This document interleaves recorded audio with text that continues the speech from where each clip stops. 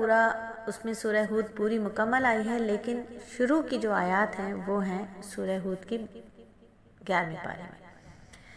یہ مکی صورت ہے اور ایک نبی کے نام پر ہے۔ 123 آیات ہیں، اس میں 10 رکوع ہیں، اور اس صورت کی ابتدا بھی قرآن کریم کی عظمت اور شان کو بیان کیا گیا ہے۔ یہ اپنی آیات، معنی اور مضامین کے اعتبار سے محکم کتاب ہے۔ قرآن کی عظمت کا بیان کیا گیا کہ یہ قرآن، یہ کتاب اپنی آیات، معنی اور مضامین کے اعتبار سے محکم کتاب ہے، اور اس میں کسی بھی اعتبار سے فساد اور خلل آ ہی نہیں سکتا۔ محکم ہونے کی بڑی وجہ یہ ہے کہ اس کی تفسیر اور تشریح اس ذات نے کی ہے جو حکیم بھی ہے اور خبیر بھی ہے۔ اس کا ہر حکم کسی نہ کسی حکمت پر مبنی ہے، اور اسے انسان کے ماضی، حال، مستقبل اور اس کی نفسیات، کمزوریوں اور ضروریات کا بخوبی علم ہے۔ سورہ ہود کے اور سورہ یونس کے بھی جتنے بھی واقعات ہیں وہ اس سے ملتے جلتے ہیں۔ سورہ یونس میں جن پیغمبروں کے واقعات تھوڑے اختصار کے ساتھ بیان ہوئے، اس صورت میں انہیں تفصیل کے ساتھ بیان کیا گیا ہے۔ خاص طور پر حضرت نوح علیہ السلام، حضرت ہود علیہ السلام، حضرت صالح، حضرت شعیب، حضرت لوط علیہ السلام کے واقعات زیادہ تفصیل سے انتہائی بلیغ انداز میں اس صورت میں بیان ہوئے۔ بتانا یہ مقصود ہے کہ اللہ تعالیٰ کی نافرمانی بڑی بڑی زوراور قوموں کو تباہ کر چکی ہے۔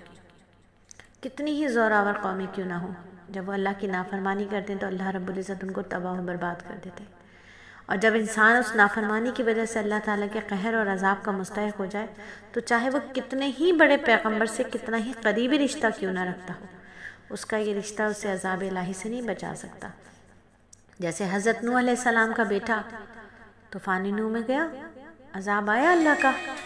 جیسے حضرت لوط علیہ السلام کی بیوی کو، حضرت لوط علیہ السلام اپنی بیوی کو نہیں بچا سکے۔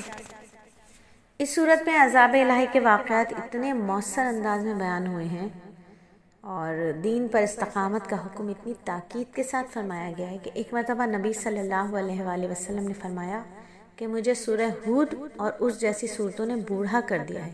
یعنی اتنا خوف ہے ان صورتوں میں، اتنی عذاب کے واقعات ہیں اور ایسے بیان ہوئے ہیں کہ آدمی کو فکر ہو جائے، اور فکر بوڑھا کر دیتی ہے۔ تو آپ صلی اللہ علیہ وآلہ وسلم نے فرمایا مجھے سورہ ہود اور اس جیسی صورتوں نے بوڑھا کر دیا ہے۔ ان صورتوں میں جو تنبیہ کی گئی ہے اس کی بنا پر آپ اپنی امت کے بارے میں بھی آپ کو خوف لگا ہوا تھا کہ کہیں آپ صلی اللہ علیہ وآلہ وسلم کی امت بھی اپنی نافرمانی کی وجہ سے اس طرح کے کسی عذاب کا شکار نہ ہو جائے۔ تو اللہ رب العزت ہم پر اپنی رحمتوں کا سایہ رکھے، اللہ رب العزت ہمیں اپنے فرمانبرداروں میں شامل رکھے۔ تو یہ تھا سورہ ہود کا تعارف۔ انشاءاللہ تفصیل سے بات کرتے ہیں اگلی ریکارڈنگ میں۔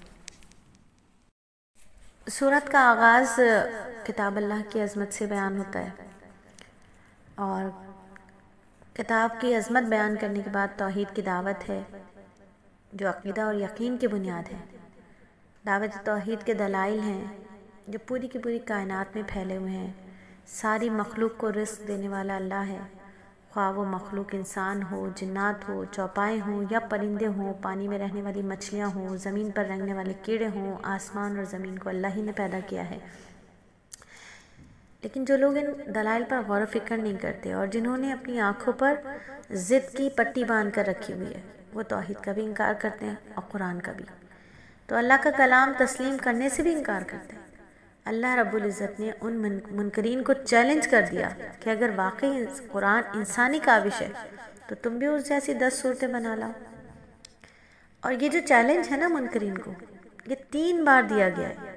پہلی بار پورے قرآن کی مثال لانے کو کہا گیا، دوسری مرتبہ اس جیسی 10 صورتیں بنانے کو کہا، اور تیسری بار سورہ بقرہ میں قرآن کریم جیسی صرف ایک صورت بنا کر لانے کا چیلنج دیا۔ لیکن تینوں بار منکرین اسلام اس چیلنج کو قبول کرنے سے عاجز ہیں۔ اور اس کے علاوہ جو اس صورت میں اہم مضامین ہیں وہ یہ ہیں کہ انسان کے 2 گروہ ہیں۔ پہلا گروہ وہ ہے جس کی زندگی، جہد و عمل کا ہدف صرف دنیا ہے، جتنی بھی وہ کوششیں کرتا ہے یہ گروہ صرف اور صرف دنیا کمانے کے لیے کرتا ہے، ہر وقت اسی زندگی کو زیادہ سے زیادہ آرام دہ بنانے کی فکر میں لگا رہتا ہے، کبھی بھولے سے بھی اس کو آخرت یاد نہیں آتی۔ یعنی دنیا کی فکر ہے، دنیا دنیا دنیا کی فکر ہے. اور ایک دوسرا گروہ ہوتا ہے جو توفیق یافتہ گروہ ہے. یہ وہ ہے، وہ دنیا کے لیے تقدو کرتا ہے مگر اس کی کوشش کا محور آخرت ہوتی ہے. یعنی دنیا میں کوششیں کرتا ہے لیکن اس کا رزلٹ وہ آخرت پہ چاہتا ہے. وہ کام کرتا ہے دنیا میں جس کی وہ آخرت میں بہترین اجر چاہتا ہے. آخرت کی زندگی کو سامنے رکھتا ہے، آخرت کی زندگی سامنے رہ کر دنیا کی زندگی گزارتا ہے. تو پہلو کی مثال جو ہے، پہلے گروہ کی مثال جو ہے وہ اندھے اور بہروں جیسی ہے، اور دوسرے گروہ کی مثال بینائی والوں جیسی ہے، شنوائی کی نعمت سے سرفراز لوگوں جیسی ہے. جو دنیا کے اندر کھو جائے اور اس کی جد و جہد، اس کا عمل کا ہدف صرف اور صرف دنیا ہو، تو اس کی مثال ایسی ہے جو اندھا ہے، جو بہرا ہے، جو دیکھنے کے باوجود نہیں دیکھ پاتا، جو سننے کے باوجود نہیں سن پاتا. اور وہ جس کی ساری کی ساری جد و جہد کا محور آخرت ہے، خالق ہے، تو اس کی مثال ایسی ہے کہ اسے نظر آتا ہے، وہ سنتا ہے. یہ سرفراز لوگ ہیں. قرآن کریم کی ایک عادت یہ بھی ہے کہ دلائل کے ذریعے کفار اور مشرکین کے نظریات کی تردید کے بعد گزشتہ اقوام کے اور انبیاء کے واقعات اور قصے بیان کرتا ہے. ایسا کرنے سے دلائل کی تاکید بھی ہو جاتی ہے. اور انسان کی طبیعت جو ہے نا، وہ چینجنگز چاہتی ہے، تبدیلی، بار بار تبدیلی چاہتی ہے. ایک ہی موضوع، ایک ہی چیز کو پسند نہیں کرتی. طبیعت ہے انسان کی ایسی. تو اللہ رب العزت اسی طرح اس کی طبیعت کو جانتے ہیں. اسی لیے اللہ رب العزت نے اپنے کلام میں بدل بدل کر بات کی ہے کہ بور نہ ہو جائے کوئی بھی. اتنے طریقے سے، اتنے پیارے انداز میں اللہ نے انسان کو سمجھایا ہے کہ قرآن میں بھی اس کا لحاظ رکھا گیا. لمحہ لمحہ مناظر ہیں قرآن میں، موسم ہیں، اوقات ہیں، پھول ہیں، کہیں کانٹے ہیں، کہیں بلند و بالا پہاڑ ہیں، کہیں میدان ہیں، کبھی دریاؤں کی سرکش موجیں ہیں، کہیں اڑتی ہوئی خاک ہے، کہیں گرمی ہے، کہیں سردی ہے، کہیں خزاں ہے، کہیں بہار ہے. جیسے ماحول موضوع دنیا میں رکھے، ایسے رب العزت نے انسان کو سمجھانے کے لیے سارے قصے، سارے واقعات، اسی طرح سے سارے مضامین بدل بدل کر کلام پاک میں بھی رکھے. احکام کے ساتھ خبریں بھی دی ہیں، دلائل کے ساتھ قصے بھی سنائے ہیں، واقعات بھی سنائے ہیں، جنت کے منظر بھی دکھائے ہیں تو جہنم کے مناظر بھی دکھائے ہیں، خوشخبریاں دی ہیں، وعدے وعید کیے ہیں. تو یہ کلام کا اسلوب ہے. ایک اسلوب سے دوسرے اسلوب کی طرف، ایک منظر سے دوسرے منظر کی طرف، ایک قصے سے دوسرے قصے کی طرف، ایک مضمون سے دوسرے مضمون کی طرف ایسا منتقل ہوتے ہیں. اللہ رب العزت ایسا منتقل کرتے ہیں کہ پڑھنے والا ذرا سا بھی اکتاہٹ کا شکار نہیں ہوتا. تو سورہ ہود میں بھی قرآن کے اس خاص انداز کی جھلکیاں نظر آتی ہیں. پہلے قرآن کی صداقت ہے، پھر توحید و رسالت ہے، پھر اس کی حقانیت کے دلائل ہیں، پھر حضرت نوح علیہ السلام، حضرت ہود علیہ السلام، حضرت صالح علیہ السلام، حضرت لوط علیہ السلام، حضرت شعیب علیہ السلام، حضرت موسیٰ علیہ السلام، حضرت ہارون علیہ السلام کے قصے بیان کیے.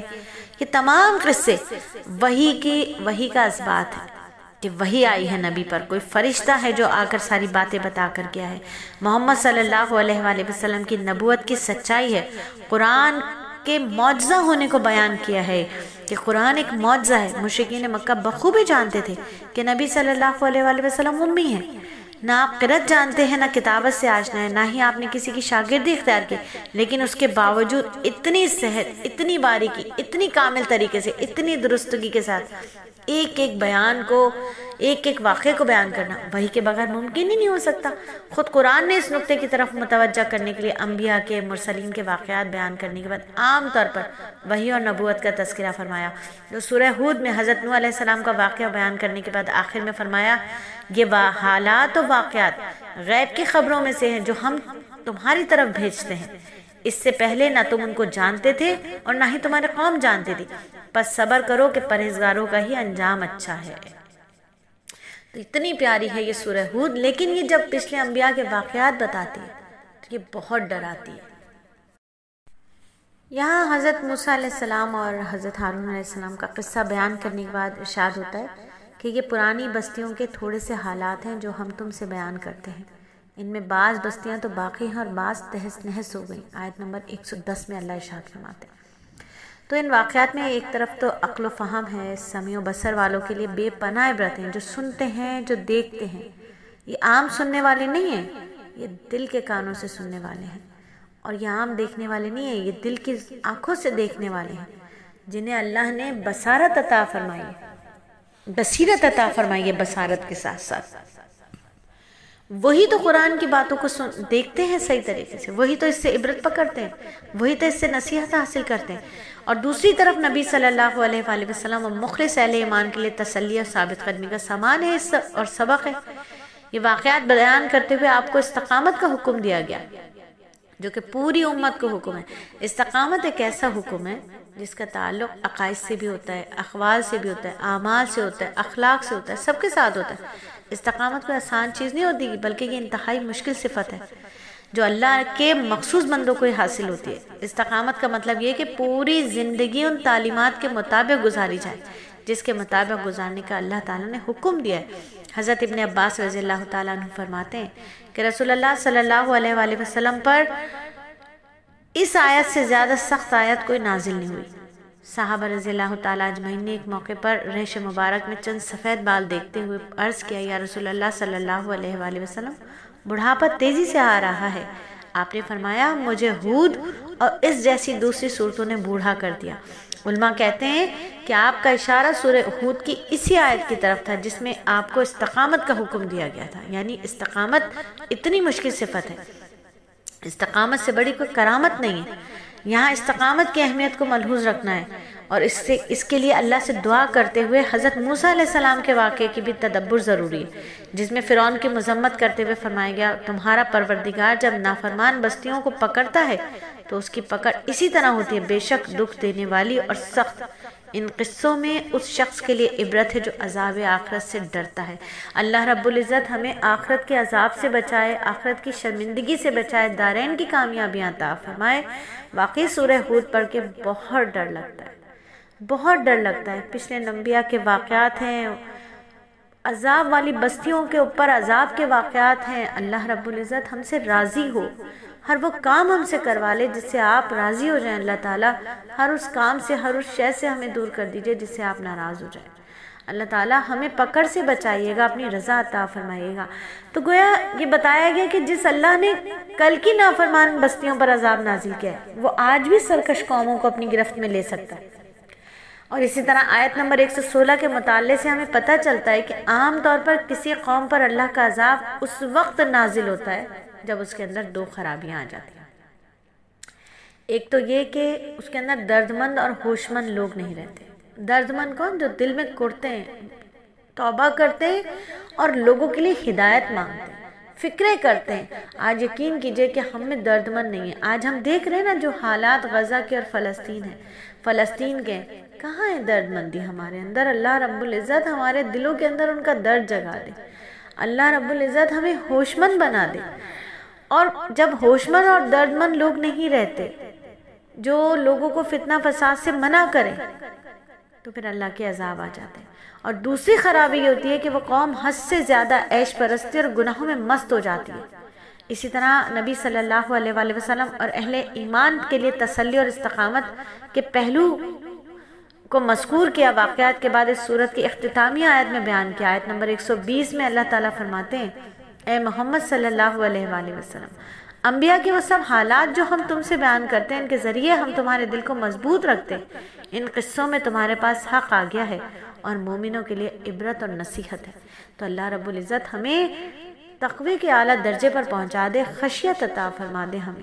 اللہ رب العزت ہمیں ان تمام صورتوں سے عبرت حاصل کرنے والا بنا دے اور اپنی پکڑ سے اللہ ہمیں بچا لے، آمین ثم آمین۔ اور اب جو ہماری صورت ہے 12ویں پارے میں، یہ ہے سورہ یوسف۔ سورہ یوسف مکی صورت ہے اور 111 آیات ہیں اور 12 رکوع ہیں۔ سورہ یوسف کے بارے میں آپ کو ایک بات اور بتاتی چلوں کہ سلیس اکیڈمی کو یہ اعزاز بھی حاصل رہا کہ اس نے سورہ یوسف پوری کی پوری الگ سے بھی تفسیر ہوئی سورہ یوسف کی، اور سورہ یوسف کی 111 آیات میں 100 اسباق ہیں، جن اسباق کو ہم نے سیکھا۔ زندگی گزارنے کے حسین ترین اصول ہیں سورہ یوسف میں، اور ارادہ بھی یہی ہے کہ انشاءاللہ تعالی قرآن تفسیر ہماری انشاءاللہ یہ مکمل قرآن تفسیر 15ویں پارے تک، 15ویں روزے تک ہماری پوری ہو جائے گی انشاءاللہ۔ تو پھر باقی کے 15 دن ہم نے کیا کرنا ہے؟ باقی کے 15 دن ہم نے آپ کو سورہ یوسف کو بہت کھول کھول کر بیان کرنا ہے۔ سورہ یوسف سے ہم سیکھیں گے زندگی گزارنے کے اسباق انشاءاللہ۔ جیسے ہی اس سال کا دورہ قرآن مکمل ہوتا ہے، تفسیر قرآن مکمل ہوتی ہے، اس کے فوراً بعد ہم اسی حلقے میں آپ کے ساتھ سورہ یوسف کو ضرور سنائیں گے اور اس سے سبق حاصل کریں گے۔ تو سورہ یوسف مکی صورت ہے، اس میں 111 آیات ہیں اور 12 رکوع ہیں، اور اس صورت میں چونکہ حضرت یوسف علیہ السلام کا قصہ بیان کیا گیا ہے، اس لیے اس صورت کا نام سورہ یوسف ہے۔ دیکھیے قرآن پاک میں دوسرے انبیاء کرام کے جو واقعات ہیں نا، وہ تکرار پائی جاتی ہیں ان میں، لیکن یہ تکرار کھٹکتی نہیں ہے۔ ہر جگہ نئے الفاظ، نئی تعبیر، کوئی نہ کوئی نیا سبق، نئی عبرت، نئی نصیحت پائی جاتی ہے۔ یہ چھوٹے چھوٹے واقعات بڑے خوبصورت انداز میں پورا قرآن میں بکھرے ہوئے، اور ان ٹکڑوں کو جوڑنے سے پورا واقعہ سمجھ آتا تھا۔ لیکن سورہ یوسف کے واقعے میں تکرار نہیں، یہ واقعہ اول سے آخر تک پورا کا پورا سورہ یوسف میں ہی ہے۔ اس کے علاوہ سورہ یوسف کا واقعہ کسی اور پارے میں، کسی اور صورت میں نہیں آتا۔ دوسری صورتوں میں حضرت یوسف کا نام تو آیا ہے، لیکن ان کے واقعے کا چھوٹے سے چھوٹا ٹکڑا بھی کسی بھی دوسری صورت میں نہیں آیا۔ تو مقرر قصوں کا مقابلہ کر سکتے ہیں اور نہ ہی غیر مقرر قصوں کا۔ اہل علم نے کہا کہ مخالفین نہ تو قرآن کے مقرر قصوں کا مقابلہ کر سکتے ہیں اور نہ ہی غیر مقرر قصوں کا مقابلہ کر سکتے ہیں۔ حضرت یوسف علیہ السلام کے قصے کو خود قرآن احسن القصص قرار دیتا ہے، کیونکہ اس قصے میں جتنی عبرتیں اور جتنی نصیحتیں ہیں وہ شاید ہی کسی دوسرے قصے میں پائی گئی ہوں۔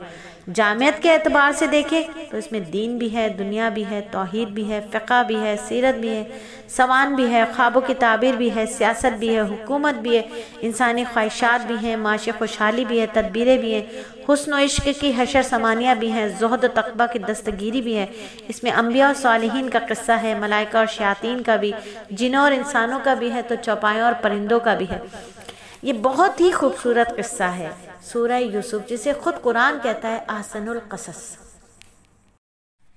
تو سورہ یوسف بھی مکہ مکرمہ میں نازل ہوئے، اور بعض روایات میں ہے کہ کچھ یہودیوں نے نبی صلی اللہ علیہ وآلہ وسلم سے یہ سوال کروایا تھا کہ بنو اسرائیل کے لوگ جو فلسطین کے باشندے تھے مصر میں جا کر کیوں آباد ہوئے؟ ان لوگوں کا خیال تھا کہ آپ صلی اللہ علیہ وآلہ وسلم کے پاس چونکہ بنی اسرائیل کی تاریخ معلوم کرنے کا کوئی ذریعہ نہیں ہے، اس لیے آپ ان کے سوال کا جواب نہیں دے پائیں گے، اور اس طرح آپ کے خلاف یہ پروپیگنڈا کرنے کا موقع مل جائے گا کہ معاذ اللہ آپ سچے نبی نہیں ہیں۔ اس سوال کے جواب میں اللہ تعالیٰ نے پوری صورت نازل فرما دی، جس میں پوری تفصیل کے ساتھ، وضاحت کے ساتھ حضرت یوسف علیہ السلام کا واقعہ بیان فرمایا۔ دراصل بنی اسرائیل کے جو جد امجد ہیں حضرت یعقوب علیہ السلام تھے، اور ان کا دوسرا نام اسرائیل بھی تھا، اور ان کے 12 بیٹے تھے۔ انہی کی نسل سے بنی اسرائیل کے 12 قبیلے پیدا ہوئے، اور اس صورت میں بتایا گیا کہ حضرت یوسف علیہ السلام اپنے صاحبزادوں کے ساتھ، حضرت یعقوب علیہ السلام اپنے صاحبزادوں کے ساتھ فلسطین میں مقیم تھے، جن میں حضرت یوسف اور ان کے بھائی بنیامین بھی شامل تھے۔ ان دونوں کے ستیلے بھائیوں نے سازش کر کے حضرت یوسف علیہ السلام کو ایک کنویں میں ڈال دیا، جہاں سے قافلے نے انہیں اٹھا کر مصر کے ایک سردار کے ہاتھ بیچ دیا۔ شروع میں وہ غلامی کی زندگی گزارتے رہے، لیکن اس واقعے کے تحت جس کی تفصیل اس صورت میں آئی ہے، اس سردار کی بیوی زلیخا نے انہیں گرفتار کر کے جیل میں بھجوا دیا۔ اللہ کا کرنا ایسا ہوا کہ مصر کے بادشاہ کے خواب کی صحیح تعبیر دینے پر بادشاہ ان پر مہربان ہوا، اور انہیں نہ صرف جیل سے نکال کر باعزت بری کر دیا، بلکہ انہیں اپنا وزیر خزانہ مقرر کر لیا۔ بعد میں حکومت کے سارے اختیارات بھی انہی کو سونپ دیے، اور اس طرح حضرت یوسف علیہ السلام نے اپنے والدین کو فلسطین سے مصر بلوا لیا، اور اس طرح بنی اسرائیل فلسطین سے مصر منتقل ہو گئے۔ سورہ یوسف کی خصوصیت یہ ہے کہ اس میں حضرت یوسف علیہ السلام کا پورا واقعہ ایک ہی تسلسل کے ساتھ آیا ہے۔ پوری صورت اسی واقعے کے لیے وقف ہے، یہ واقعہ کسی دوسری صورت میں نہیں آیا، اور واقعے کو اتنی تفصیل کے ساتھ بیان کیا ہے کہ اللہ تعالیٰ نے ان کافروں پر ایک حجت قائم فرما دی جو نبی صلی اللہ علیہ وآلہ وسلم کی نبوت کا انکار کرتے تھے۔ یہ بات ان پر بھی واضح تھی کہ اس واقعے کا علم ہونے کا آپ کے پاس کوئی ذریعہ نہیں تھا، لہٰذا یہ تفصیل آپ کو وحی کے علاوہ کسی دوسرے طریقے سے حاصل نہیں ہو سکتی۔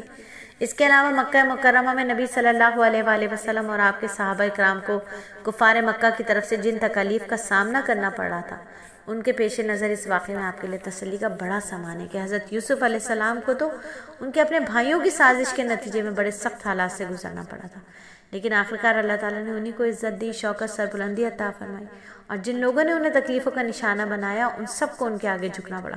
اسی طرح نبی صلی اللہ علیہ وآلہ وسلم کو اگرچہ کہ مکہ مکرمہ میں تکلیفیں اٹھانی پڑ رہی تھی، لیکن آخرکار یہ سازشی لوگ آپ ہی کے سامنے جھکیں گے، حق غالب ہو کر رہے گا۔ اور اس کے علاوہ بھی اس واقعے میں مسلمانوں کے لیے بہت سے سبق ہیں، اور شاید اسی لیے اللہ تعالیٰ نے اس کو قصوں میں سب سے بہترین قصہ کہا ہے۔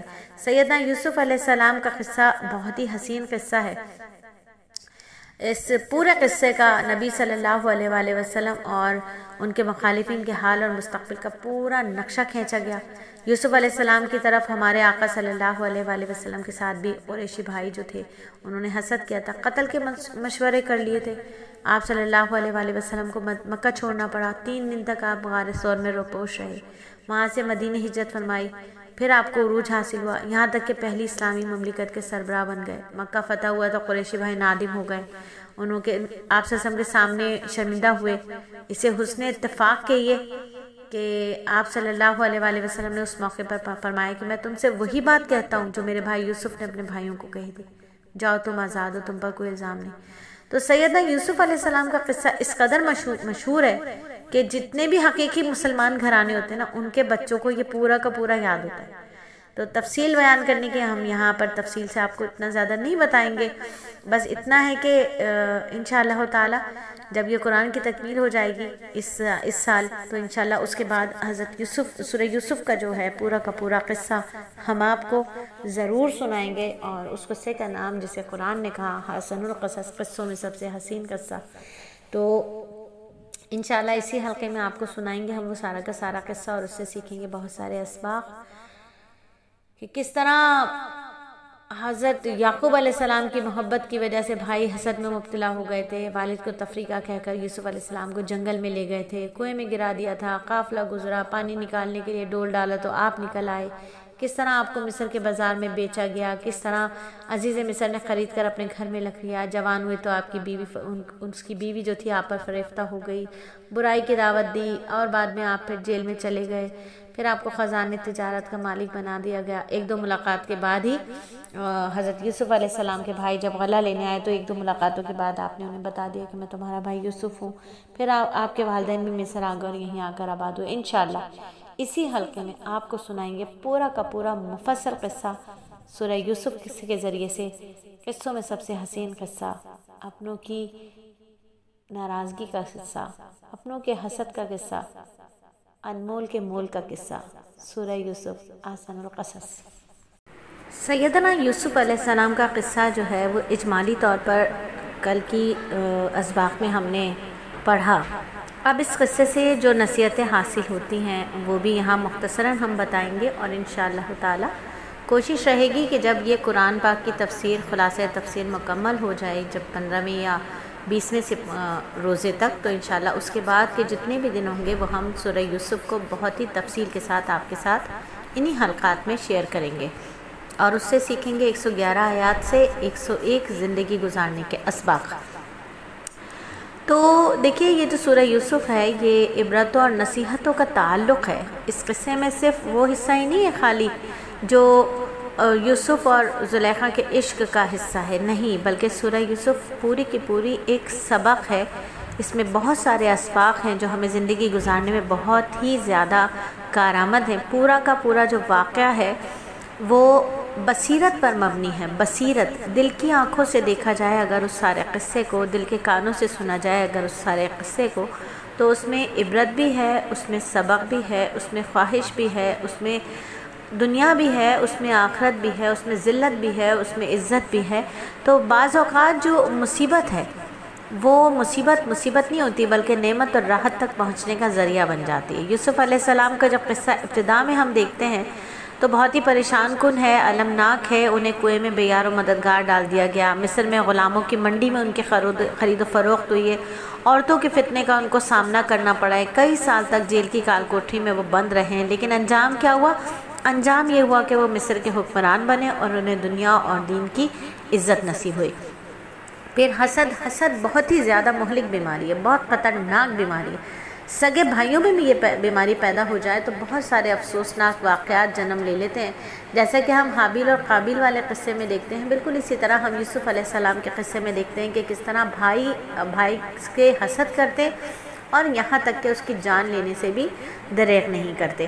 اور اچھے اخلاق اور اعلیٰ اوصاف ہوں اور بہتر تربیت ہو تو وہ ہر حال میں اپنا رنگ ضرور دکھا کر رہتی ہے، جیسا کہ حضرت یوسف علیہ السلام کے واقعے میں ان کی جو تربیت تھی ان کے ایک عظیم باپ کے ہاتھوں سے ہوئی تھی، خاندان نبوت میں ہوئی تھی، اور آباء و اجداد کا اخلاق ان کی میراث تھا، تو وہ حصہ آپ نے بہت وافر مقدار میں پایا، مثالی تربیت، کمال کے اخلاق، اور اسی وجہ سے آپ مصائب اور شدائد کے سامنے بڑی پامردی کے ساتھ کھڑے رہے، جس کی وجہ سے ساری پریشانیاں دور ہوئیں اور راحت اور ظاہری ذلت کے بعد حقیقی عزت ان کو نصیب ہوئی۔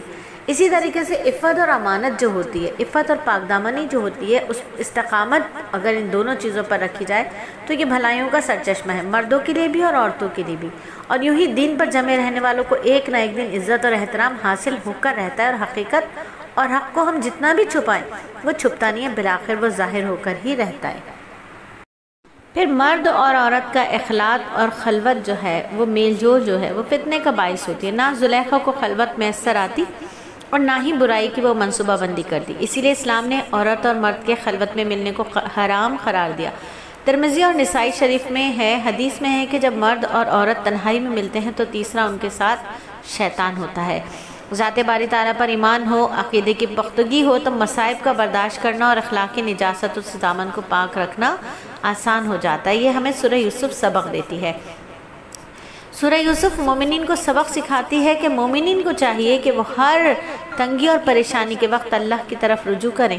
جب عزیز مصر کی بیوی نے برائی کا ارتکاب نہ کرنے کی صورت میں جیل کی دھمکی دی تھی تو آپ نے معصیت پر مصیبت کو ترجیح دی تھی۔ گناہ سے بچنے کے لیے مصیبت آ جائے خیر ہو گئی ہے، کوئی مسئلہ نہیں ہے، تو آپ نے بھی، یوسف علیہ السلام نے بھی معصیت سے بچنے پر مصیبت کو ترجیح دی تھی اور اپنے رب کو پکارا تھا، اے میرے رب، جیل مجھے اس برائی سے زیادہ محبوب ہے جس کی دعوت زنان مصر مجھے دیتی ہے۔ اور بعض اللہ والوں کے بارے میں آتا ہے کہ جب کسی مصیبت اور بیماری میں مبتلا ہوتے اور اس وجہ سے ان سے تعزیت کی جاتی تو وہ جواب دیا کرتے کہ اللہ کا شکر ہے مصیبت میں مبتلا ہے، معصیت میں نہیں ہے، الحمدللہ، بس اللہ تعالیٰ نے وقت ڈالا ہے، نکال دیں گے اللہ رب العزت۔ تو اس وقت سے بچنے کے لیے گناہ کو اختیار نہیں کرنا چاہیے۔ اور پھر سورہ یوسف ہمیں بتاتی ہے کہ سچا داعی جو ہوتا ہے وہ انتہائی مشکل اور پریشان کن حالات میں بھی دعوت کے کام سے غافل نہیں ہوتا، جیسے کہ سورہ یوسف میں ہم قصے میں پڑھتے ہیں کہ حضرت یوسف علیہ السلام جیل میں بھی دعوت و تبلیغ اور اصلاح و ارشاد کا کوئی موقع ہاتھ سے نہیں جانے دیتے تھے۔ جو لوگ آپ سے آپ کے خواب کی تعبیر پوچھنے کے لیے آئے تھے، اپنے خواب کی تعبیر پوچھنے کے لیے آئے تھے، ان کو بھی آپ نے پہلے توحید کی دعوت دی، اس کے بعد خواب کی تعبیر بتلائی، اور کہا جاتا ہے کہ جیل کے قیدیوں نے آپ کی دعوت سے متاثر ہو کر ایمان قبول کر لیا تھا، خود مصر کا بادشاہ بھی اسلام لے آیا تھا۔ اور اسی صورت سے ہم سیکھتے ہیں کہ ہر مسلمان کو عموماً اور داعی اور پیشوا کو خصوصاً اپنے دامن کی صفائی کا بہت زیادہ خیال رکھنا چاہیے، پاکی اور حیا اور پاک دامنی کا بہت خیال رکھنا چاہیے۔ حضرت یوسف علیہ السلام کو کئی سال بعد جب رہائی نصیب ہوئی تو آپ نے اس وقت تک جیل سے باہر قدم رکھنے سے انکار کر دیا جب تک آپ کی برات اور طہارت کا اعلان نہیں کر دیا گیا، اعتراف نہیں کر دیا گیا، تاکہ کل کو لوگ آپ کو تانا نہ دیا جائے کہ معاذ اللہ تھے تو مجرم مگر رحم اور ترس کھاتے ہوئے رہا کر دیا گیا، ایسا نہیں تھا۔ اور اس واقعے سے صبر کی فضیلت ملتی ہے ہمیں، اس کے بہترین نتائج کا بھی یقین آ جاتا ہے۔ حضرت یوسف علیہ السلام نے کنویں کی تاریکی سے جیل کی تنہائی تک اور عزیز مصر کے گھر سے بھائیوں کے معاف کرنے تک ہر جگہ مضبوطی کے ساتھ صبر کا دامن تھامے رکھا۔ اس صبر کی جو نتائج سامنے آئے وہ کسی سے بھی چھپے ہوئے نہیں ہیں، اور اس میں بالکل شک نہیں ہے کہ صبر راحتوں اور نعمتوں کے دروازے کی چابی ہے، نصف ایمان اور اللہ کی نصرت اور رحمت کو متوجہ کرنے کا بہت اہم ذریعہ ہے۔ اور اسی قصے کے مطالعے سے ہمیں حضرت یوسف علیہ السلام کی برات اور طہارت کی بہت ساری شہادتیں ملتی ہیں۔ پہلی شہادت خود اللہ تعالیٰ دیتے ہیں، دوسری شہادت شیطان کی ہے، یعنی شیطان نے باری تعالیٰ کے سامنے قسم کھا کر کہا تھا تیری عزت کی قسم سب انسانوں کو گمراہ کر دوں گا سوائے تیرے ان بندوں کے جو تیرے ساتھ مخلص ہیں۔ اور اس میں شک ہی کیا ہے کہ حضرت یوسف علیہ السلام بہت مخلص اور منتخب تھے، لہٰذا انہیں راہ راست سے ہٹانا خود شیطان کے لیے ممکن ہی نہیں تھا۔ تیسری شہادت خود حضرت یوسف علیہ السلام کے جو کہ انہوں نے فرمایا تھا اے میرے رب مجھے جیل زیادہ محبوب ہے اس برائی سے جس کی طرف یہ مجھے بلاتی ہے۔ چوتھی شہادت عزیز مصر کی بیوی ہے، جب اس نے واضح طور پر کہا تھا اب حق واضح ہو گیا، میں نے اسے پھسلانے کی کوشش کی مگر یہ سچوں میں سے۔ پانچویں شہادت خود عزیز مصر کے خاندان کے اور افراد کی، جنہوں نے کہا تھا کہ اگر قمیض آگے سے پھٹی ہوئی ہے تو یہ سچی ہے اور معاذاللہ یوسف جھوٹوں میں سے، اور اگر قمیض پیچھے سے پھٹی ہوئی ہے تو زلیخا جھوٹی اور یوسف سچوں میں سے۔ اور جب دیکھا گیا تو آپ کی قمیض جو ہے وہ پیچھے سے پھٹی ہوئی تھی۔ اور چھٹی شہادت خود ان زنانہ نے مصر کی ہے جنہوں نے اپنے ہاتھ کاٹ لیے تھے، انہوں نے کہا تھا کہ حضرت یوسف علیہ السلام کے کردار کی صفائی کی گواہی دی تھی کہ یوسف کے بارے میں ہمیں برائی کا کوئی علم نہیں ہے۔ ان تمام شہادتوں سے قطعی طور پر حضرت یوسف علیہ السلام کی پاک دامنی ثابت ہوتی ہے۔ اب کوئی سیاہ دل ہی ہوگا جو آپ کے لیے دل میں برائی کو محسوس کرے گا، اور اس سے بڑا جاہل اور غبی کوئی نہیں ہو سکتا۔